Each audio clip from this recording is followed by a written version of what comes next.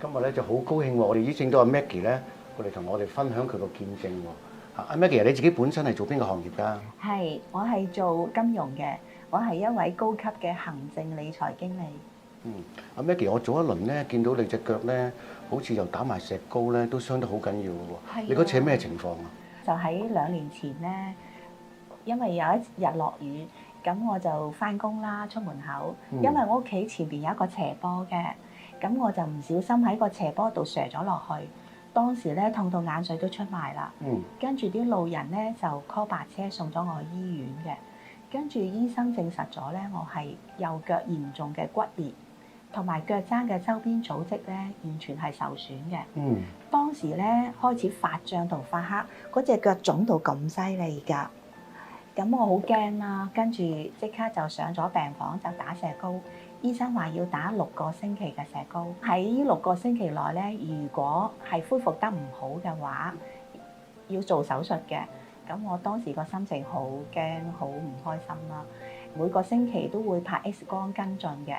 6個星期後咧，醫生拆咗石膏之後再拍片，原來咧好慶幸喎，唔使做手術喎。唔使手術。係啦，咁但係拆咗石膏之後咧，我都好傷心啊，因為隻腳仲係好腫同埋瘀黑嘅，即係仲未消退嘅。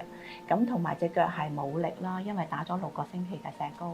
當時我就諗啦，我決定就用富美健嘅電子針灸儀為我康復啦。咁同時咧就用寶石箭嚟熱敷。因為熱敷嘅時候咧，令到我嗰啲氣血運行得暢順咗啊。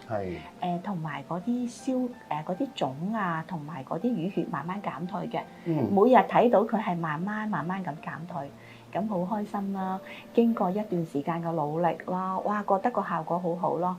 咁同時咧，我係堅持食緊嗰個健嘉美鴨嘅，係佢係修復嗰個軟骨組織好好嘅。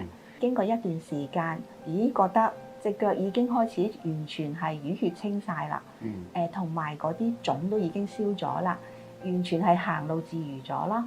最後一次覆診咧，醫生都覺得好神奇啊！點解你恢復得咁好嘅？嗰啲消腫啊，嗰啲淤黑全部減退晒，而且隻腳咧回復翻正常，好好。即係而家隻腳已經完全好翻晒㗎咯喎。係啊，你睇下嗱，可以咁樣喐啦，行路而家着有踭嘅高踭鞋都得㗎啦。咁非常之好喎。係啦，所以好開心啊！好感謝富美健嘅產品，再次多謝公司。